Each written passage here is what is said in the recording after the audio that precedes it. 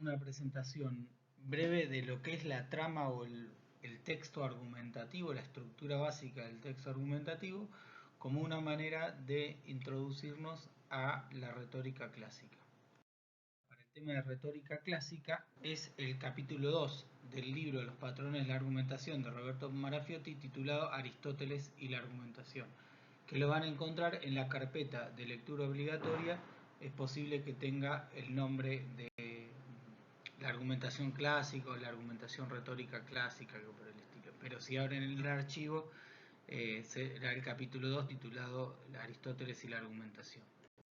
Entonces, comencemos con lo que es la estructura básica argumentativa. En principio, digamos que todo texto argumentativo parte de una pregunta, de una cuestión, de algo sobre lo cual, algo que supone un debate, sobre lo cual el autor que escribe el texto, que redacta el texto, que va a armar el texto para presentarlo oralmente o de forma escrita, va a tomar una postura, una posición y la va a defender justamente con argumentos. Es decir, que los textos argumentativos son textos que tienen una marcada subjetividad, como las notas de opinión periodística, por ejemplo, ¿sí? Como los spots de campaña, como los debates de campañas electorales, en donde la finalidad siempre es que el orador, lo que vamos a llamar el orador o el enunciador, va a tratar de convencer al destinatario, convencer o a persuadirlo. Convencer o persuadirlo quiere decir que el enunciador, el orador, va a buscar que el destinatario, es decir, aquel lector previsto del texto, adhiera a sus propias ideas, es decir, convencerlo. Entonces, todo texto argumentativo, dijimos, parte de una pregunta. A veces esa pregunta puede que no esté explicitada, no esté dicha, pero está supuesta en el texto, ¿no? Entonces, un texto argumentativo parte de una pregunta, de un problema, de una cuestión argumentativa. La respuesta que da el autor es la hipótesis, ¿sí?, a esa pregunta. Los argumentos son las ideas que vienen a fundamentar o a justificar la posición del autor, y los contraargumentos y la refutación son contraargumentos, es decir, son los argumentos contrarios, es decir, las ideas opuestas a la hipótesis que está defendiendo el orador, y la refutación es un rechazo de esos contraargumentos. Todo dicho de manera general. Ahora veamos algunos ejemplos para ir aclarando punto por punto. Entonces, dijimos que los textos argumentativos parten de problemas o cuestiones o preguntas argumentativas. Ejemplos de ese tipo de preguntas son: ¿están amenazadas las culturas nacionales por las industrias culturales globales? Es decir, Netflix, por ejemplo, amenaza las identidades nacionales o los productos culturales. Hablo de series, de películas, de libros, debido a esa industria global, a que tiene una proyección global. Eso es una pregunta. Algunos pueden decir que sí, otros pueden decir que no, otros más o menos, etc.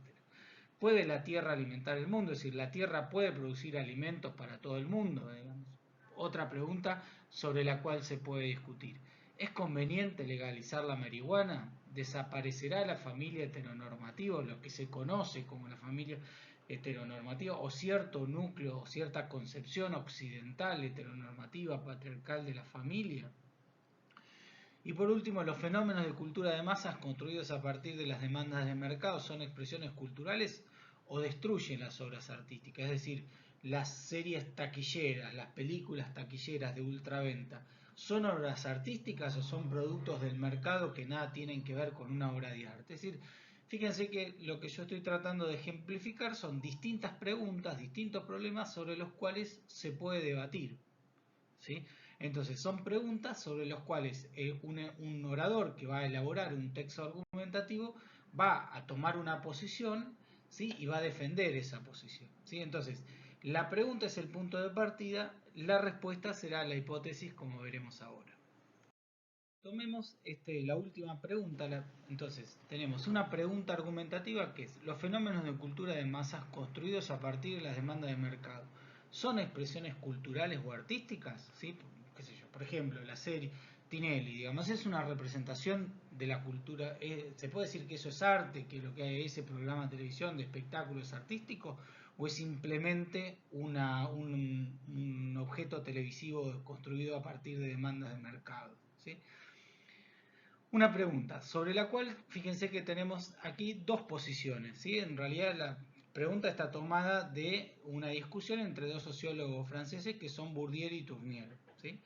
Bourdieu, frente a esa pregunta, dice que la lógica de la velocidad y la del lucro son incompatibles con la idea de cultura. Es decir, para Bourdieu el mercado es incompatible con la cultura. Aquel objeto, aquella serie o película o programa televisivo que esté pensado para el espectáculo, para conseguir la máxima ganancia, es decir, como un producto de mercado, no tiene nada que ver con una concepción artística.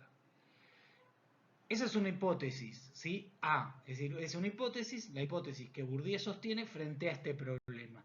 Ahora veamos la B, Tournier, el otro sociólogo, tiene otra postura, plantea otra hipótesis respecto de la misma pregunta, ¿no? Dice, una producción cultural no comercial y de élite lleva a exclusiones y privilegios, mientras que la ley de la oferta y la demanda, aún no siendo perfecta, registra los gustos del público y tiende a democratizar la cultura. Es decir, que según la posición de Tournier, una película, una serie taquillera, un programa de televisión de espectáculo o como fuera, son productos de mercado, pero también hay que concebirlos como productos culturales en tanto registran el gusto del público, ¿sí? Insisto, entonces tenemos una postura, dos hipótesis distintas, es decir, tenemos preguntas y dos respuestas posibles a esa pregunta. Ahora veamos cómo se relaciona la hipótesis, es decir, la respuesta que da alguno de estos sociólogos con los argumentos. Entonces, acá tenemos una cita de uno de los textos, dice, Titanic, rescatando al soldado Ryan, la guerra de las galaxias, evidentemente no tienen nada que ver entre sí, lo que no quita que sean portadores de valores y cuestionamientos universales. Su éxito no tiene que ver más que con la capacidad de sus creadores para armonizar con el talento los ingredientes positivos y negativos de la experiencia humana. Amor, odio, bien y mal, trágico y cómico, guerra y paz. Es decir, acá hay digamos, se mencionan casos particulares de películas muy taquilleras, es decir, películas que son bien producto del cine norteamericano, Titanic, Soldado Ryan, Guerra de las Galaxias, y se trata de mostrar que esas películas, si bien son productos de mercado, tienen cierto, digamos, registran cierto gusto del público, en tanto apelan a cierto reconocimiento de la condición humana, como lo bueno y lo malo, el amor, el odio y lo trágico y cómico. Es decir, que este sería un argumento, ¿sí? Son casos particulares de películas, productos de mercado que registran el gusto del público, ¿sí? Entonces, este argumento está en línea con la hipótesis B, que el mercado democratiza la cultura, es decir, es un argumento esgrimido por Tournier para fundamentar su posición. Entonces, lo que vimos en en estos tres slides es la pregunta argumentativa, una hipótesis posible y cómo esa hipótesis está relacionada con un argumento. Ahora vamos a ver un esquema completo sintético para que se entienda la estructura argumentativa. Entonces, nosotros podemos enfrentarnos a un texto que habla, por ejemplo, sobre la discusión de la legalización de la marihuana, ¿sí? Y poder reconocer en ese texto una estructura básica. Ese es el objetivo de la estructura argumentativa, es decir, leer, por ejemplo, una nota de opinión periodística y tratar de inferir, deducir, interpretar cuál es la pregunta que es el punto de partida de la argumentación, cuál es la hipótesis que defiende el autor de ese texto en particular, cuáles son los argumentos, cuáles son los contraargumentos y la refutación. Entonces, por ejemplo, tenemos la pregunta que es punto de partida. ¿Se debe legalizar la marihuana? Algunos dirán que sí, otros que no, sí pero, no pero. Es decir, pregunta que genera un debate. Hipótesis, la respuesta de un autor, ¿sí? O de un orador, es decir, de aquel que va a elaborar el texto argumentativo. Por ejemplo, puede ser la marihuana debe legalizarse, es decir, está a favor de la legalización de la marihuana.